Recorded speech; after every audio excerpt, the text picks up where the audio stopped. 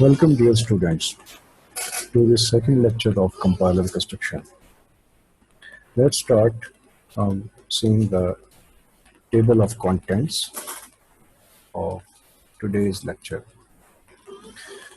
Today, we have to get a detailed explanation of the whole compilation process, which involves 6 phases, as we have learned in last lecture, as well as symbol table management and error detection and reporting routines.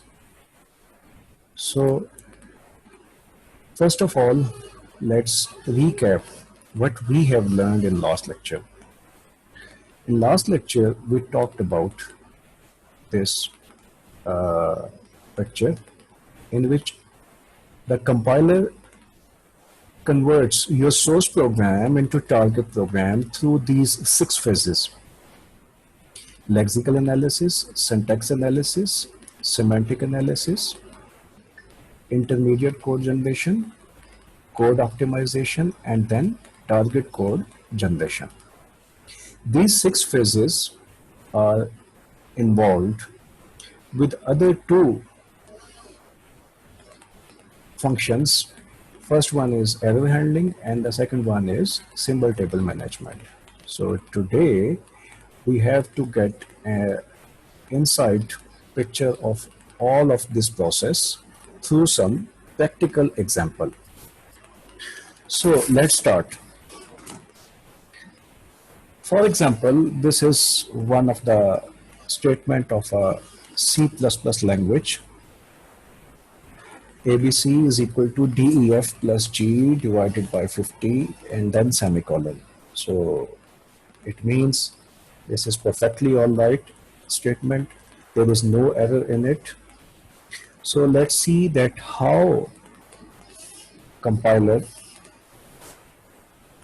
converts this source language statement into target language. We are assuming the target language of compiler will be assembly language. So it means we have to see that how this one statement of C++ language is going to convert in assembly code. So first of all, the lexical analysis is performed on this statement. By lexical analysis means the scanning is performed on this statement. This scanning will be performed in a linear fashion. It means this scanning will start from A. First of all, the character A will be read, and then after that B, then C, and so on. So after reading this statement, the lexical analyzer will generate these tokens. So you can see here the ABC got a token of an identifier. Similarly, here is a assignment operator. Here is an identifier. Then plus. Then again an identifier. Then this is the sign of division. Then it's a number. And lexical analyzer categorized it as the integral number. And then lexical analyzer categorized this semicolon as SC token. How lexical analyzer gives tokens to this sequence of characters. For example, when lexical analyzer scan this sequence of character, means A, B, C, then it is actually following some automata. I hope you have learned about automata in your previous subject of theory of automata. So what an automata is, it consists of states which are shown here in the form of circles and edges. So this state is called starting state, and this state is called final state. Means the state having plus symbol is final state and minus symbol is starting state. So lexical analyzer is actually following this automata, and in fact this automata is made with the help of this regular expression. This regular expression in fact making the pattern for all identifiers. In C++, the identifier name should follow some rules. And the first rule is the name should start from a letter or underscore. And after that, there can be zero or many letters or underscore or digits. Okay. So if we see this regular expression, then we can make such deterministic finite automata, also called DFA, using this pattern. In this DFA, when we are following this DFA, first of all, the lexical analyzer has scanned character A, because A is a letter. So when it is following this automata, the starting state says, in case of letter or underscore, we just go to this state, which is actually an intermediate state. So after scanning A, we are standing here in this state. So the next letter is B, which is also a letter. So the automata is saying that if we are in this state and the letter comes, then we again goes to this state. It means this process will be continued. And again, when we scan C, we again go to the similar state. And after that, if we see the scanning process, after scanning A, B, C, here comes assignment operator. This assignment operator is neither a letter or digit or underscore. It means it is something else. So we go to the final state, and we have learned through this automata that we have just encountered a character which is not part of the previous thing. The previous thing means the collection of characters which we already have gathered, A, B, C. So this is assignment operator is something that belongs to some other element. So that's why the final state recognize this phenomena and identify this ABC sequence of tokens as an identifier. So this sequence of token ABC, which is in fact forming the value for this token, this sequence of characters, which is in fact the value of this token identifier, is called lexeme. And how we have given the identifier token to this lexeme, that is with the help of some pattern which was defined, which was in fact specified through a regular expression, and we actually followed some transition diagram or DFA, which was in fact made with the help of this regular expression. Okay, so I hope you get in-depth theory behind lexical analysis. So in the similar way, the lexical analyzer recognized other tokens. It means this is an identifier, this is an assignment operator, this is an identifier, again something, an operator, and so on. Here comes a question that in in a program, there are some other elements. For example, if or while, like this, and those elements also fulfill this pattern. It means they should get the token of ID, but how this thing is going to be managed by compiler? For it, we see the symbol table of compiler. As you can see that this is some sort of table. Table means the set of rows or set of records. How it is going to implement? It will be implemented through some data structure like array of structures. So in symbol table, the first records belong to reserved words. For example, let's suppose the C++ has only 10 reserved words. So it means from first to 10th record belongs to those reserved words. Okay. So first reserved word is, for example, if. The token is if, not an identifier, and the lexeme is small I and then small f. Similarly, while, and so on. Okay. So the first records of symbol table belong to reserved words. So when a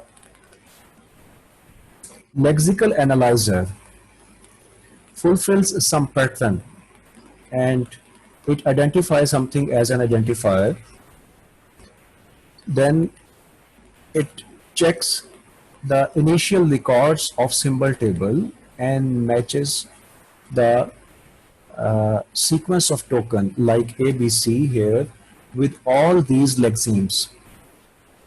And if this string does not match with any of the strings or lexeme of reserved words, then it will be identified as an identifier.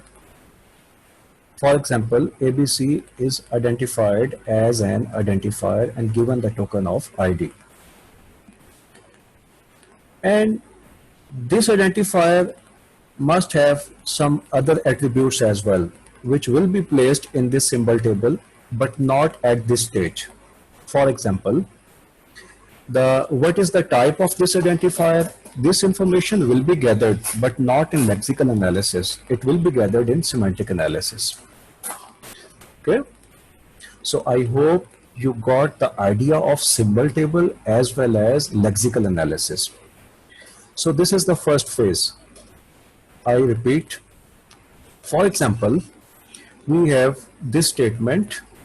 The lexical analysis work is just to see these sequence of characters and identify tokens from here. Token means the categorization of elements in the language programs. For example, identifiers, operators, numbers, etc. Okay. So when lexical analyzer identified these tokens, so it comes to know that semicolon is a separator. It does not belong to the previous sequence of tokens. So the compiler knows that this first, second, third, fourth, 5, 6, and 7, these 7 tokens belong to a statement. So in next analysis, the task will be to check that whether these 7 tokens means from this identifier to integral number. These 7 tokens are according to the language rules or not. Okay. So after identifying the tokens, the second phase comes, and the second phase is syntax analysis. Syntax analysis checks that whether this sequence of tokens looks according to the grammar of the language, or you can say according to the syntax of the language. For example, we are just assuming that our grammar is this one. What is written here? These are 4 lines representing 4 productions of the grammar. I hope you already have knowledge about the grammar and you also learned it in theory of automata. Here we are just analyzing a assignment statement, and the grammar says that the assignment statement can have the form of identifier, assignment operator, and some expression, where identifier is something that is not further explainable, assignment operator is not something that is further explainable, means these are tokens. But expression is not token. So it means it should be further explained by some other productions. And let's see here another productions of expression.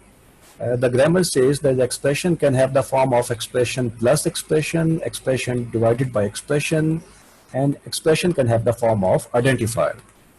Okay.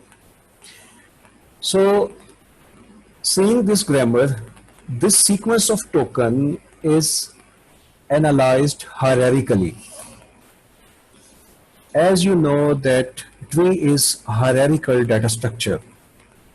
So it means we are going to make some tree, and the successful creation of that tree will endorse that the syntax of this sequence of token is correct.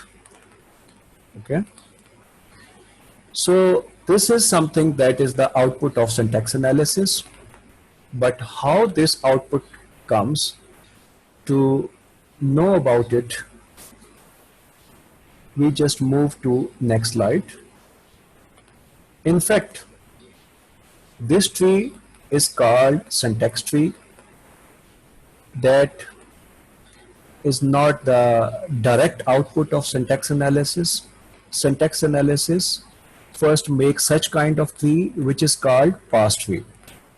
So what's the difference between syntax tree and parse tree? If you see syntax tree, then there is no non-terminal here, only tokens.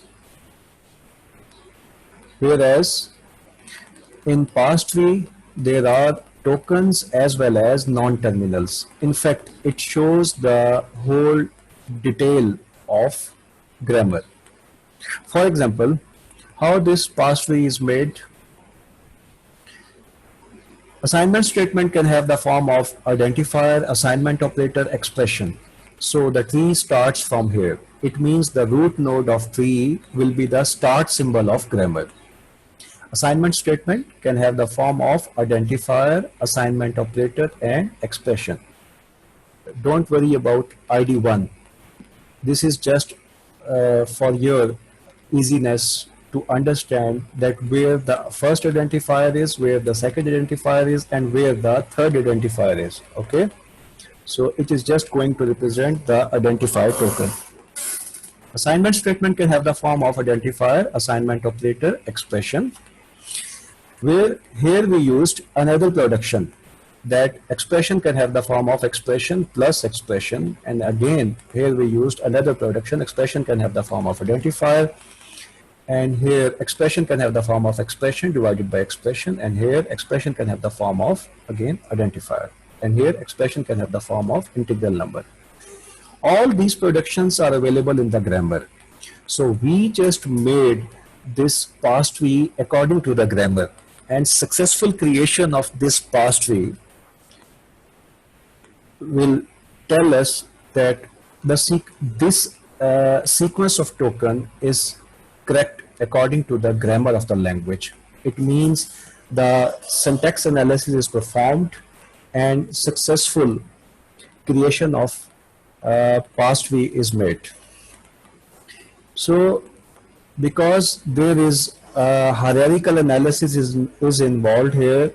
So that's why syntax analysis is also called hierarchical analysis or parsing, because parse tree is going to made in the first stage, so that's why it is also called parsing. Okay. Now here we see both stages. First, this parse tree is made according to the grammar, and then this parse tree is converted into this syntax tree. In fact, syntax tree is short form of parse tree. Parse tree has the detail of grammar, whereas syntax tree does not have the detail of grammar.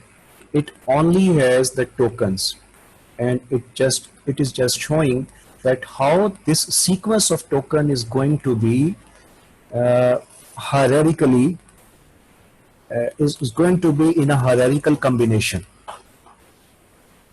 Okay, so this is the output of second phase, which is syntax analysis.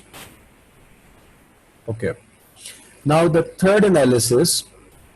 In third analysis, which is semantic analysis, we see that if the tokens combination looks according to the language, but whether this combination is correct meaning wise or not.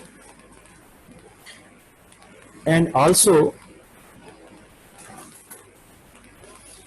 there is another important task which is going to perform in this semantic analysis is it is going to check the type of each identifier and put this information in the symbol table.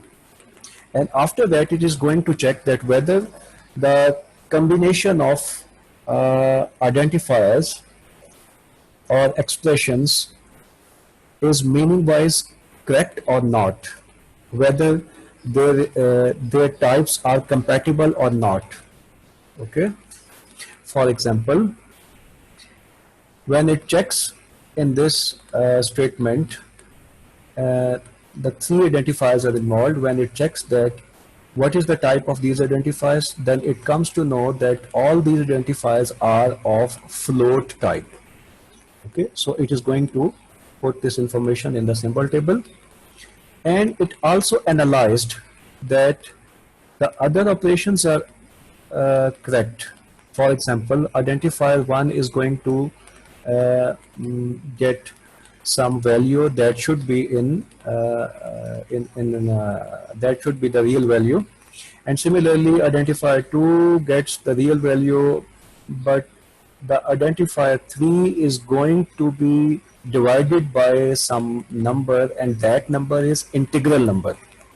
Okay, so the semantic analysis checks that whether we have to report an error in this case, or is there any facility provided by the language that we can temporarily change the type of one operand and make this operation compatible.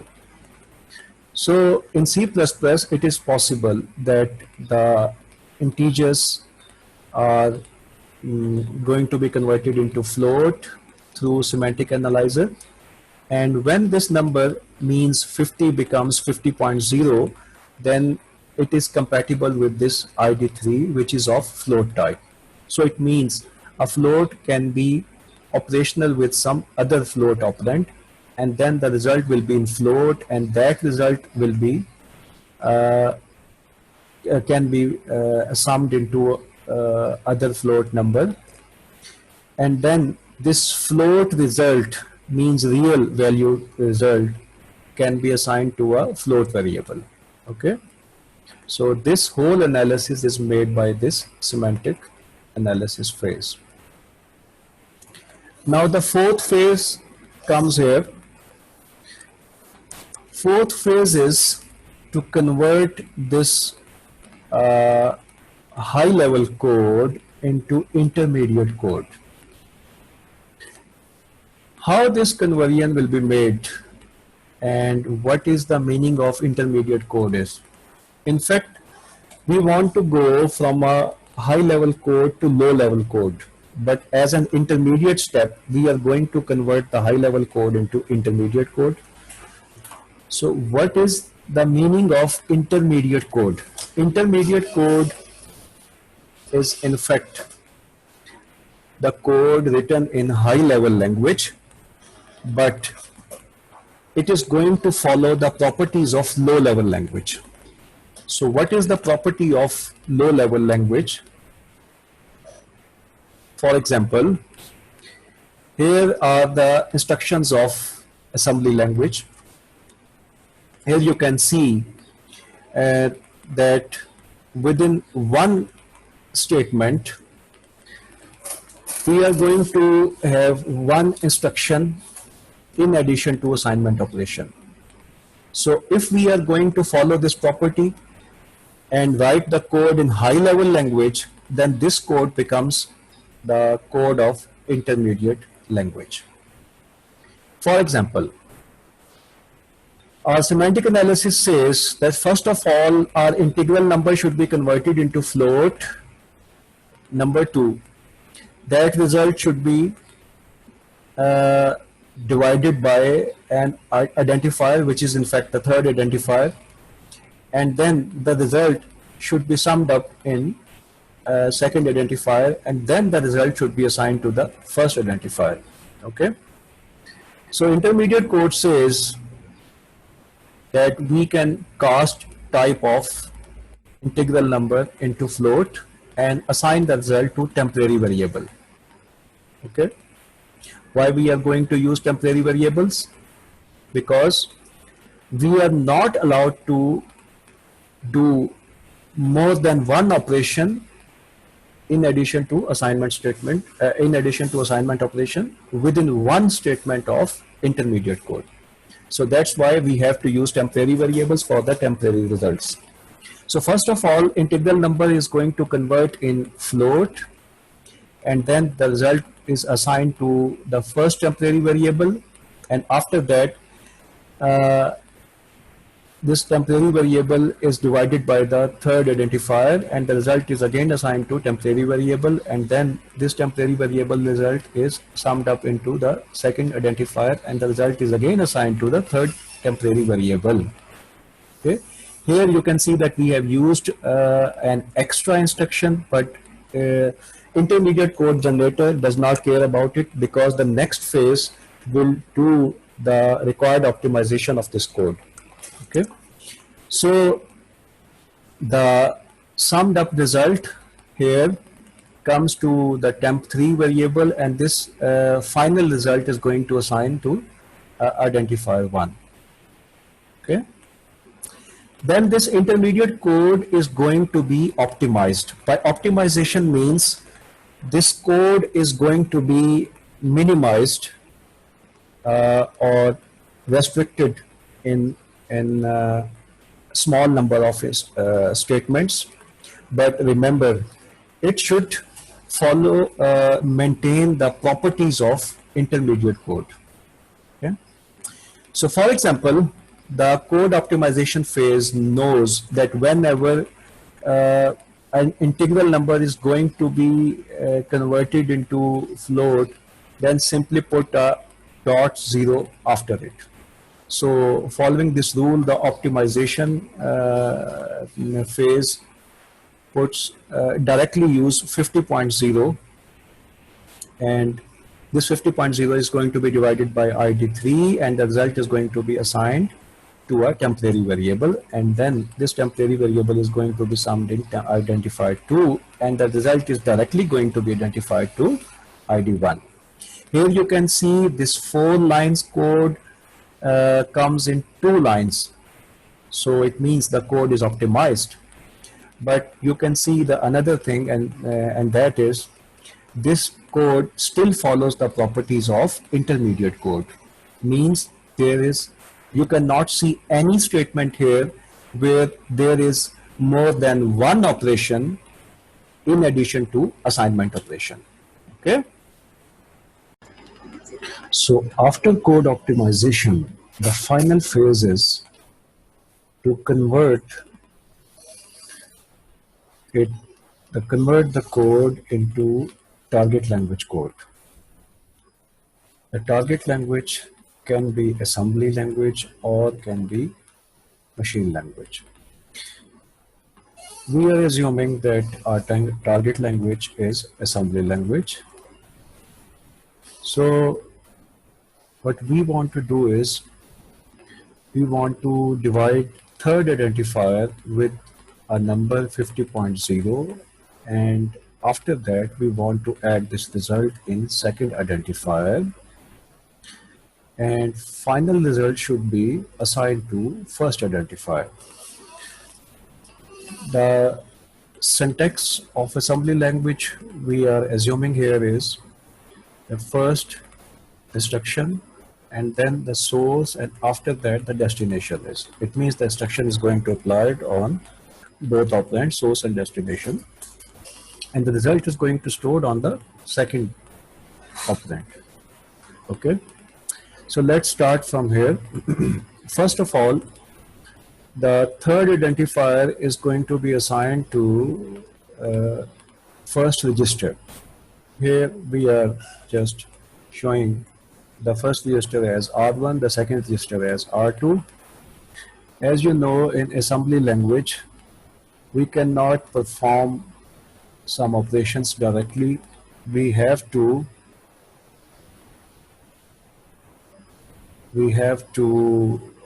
move the results temporarily in registers. So to perform this operation, the third identifier value is moved into the first register. Here F is representing the operation between floating point values. So because the third identifier value is floating, so that's why its value is moved to first register. After that,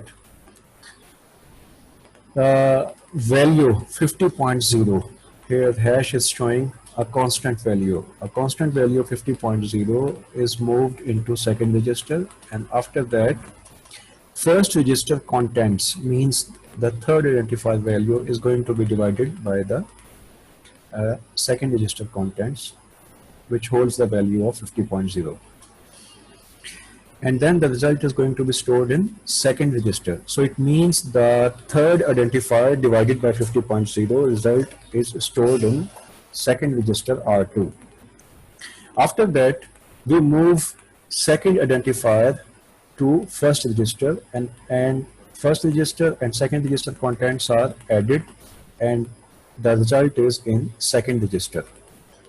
And finally, the result which is placed in second register is moved in first identifier. So in this way, we implemented this code which shows that first identifier should hold the final result.